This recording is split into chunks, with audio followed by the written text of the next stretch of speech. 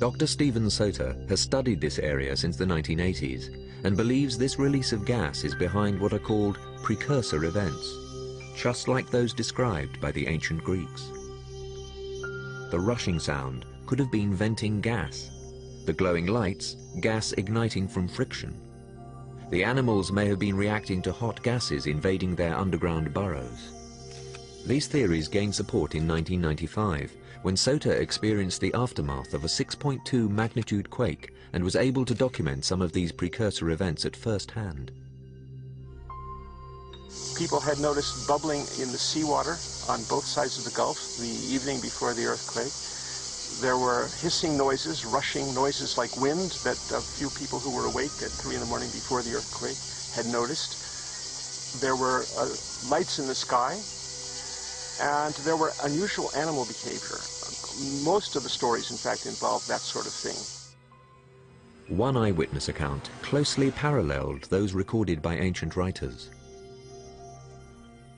One man, for example, was driving along the old national road from the village of Rizomilos toward the Selenus River on the night before the earthquake, and he reported that every few meters on the road was a dead mouse run over by vehicles. There were dozens of them, and they were all heading in the same direction. They were crossing the road toward the mountains. So something was driving these ground-dwelling animals out of their burrows and to head for the high ground.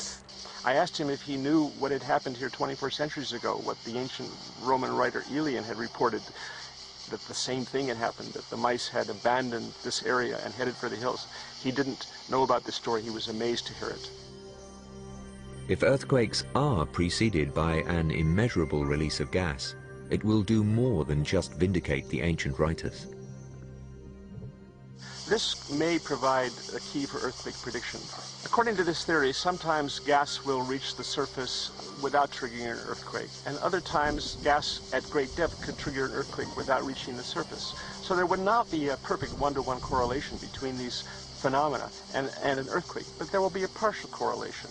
And a partial correlation is better than none at all. It might be a means of giving some useful warning of earthquakes.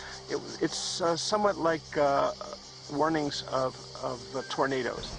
The prediction is not that a tornado will happen, it's that the conditions are right for a tornado and that it could happen. One final question remains.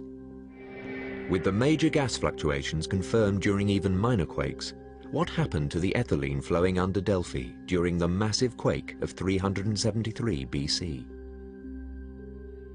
A channel for gas emission through a crack or fissure in the earth can be flowing for centuries, and an earthquake can then close it, block it, suddenly shut it off forever.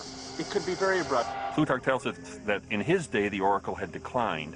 He believes that the great earthquake of 373 BC had sealed up the vents that carried the pneuma, the gas, to the surface, and that it was now just diminished or being emitted somewhere else. So perhaps it wasn't the rise of Christianity that destroyed the oracle at Delphi, but the seismic forces that actually gave birth to it.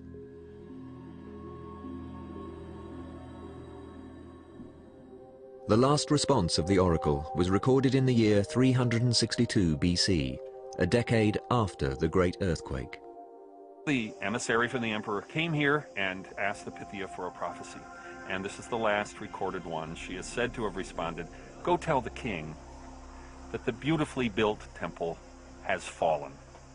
Apollo no longer has any shrine here, any sacred laurel tree, any talking spring. The water of speech is silent."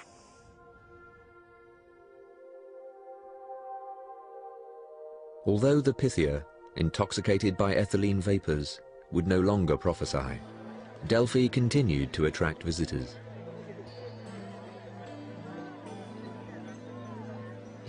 Some of the first records of tourism in the whole world are from Delphi. People were coming here not to consult the oracle, but just to see the sights. And professional guides would show them around and point out this and that temple or shrine or statue and give them the story.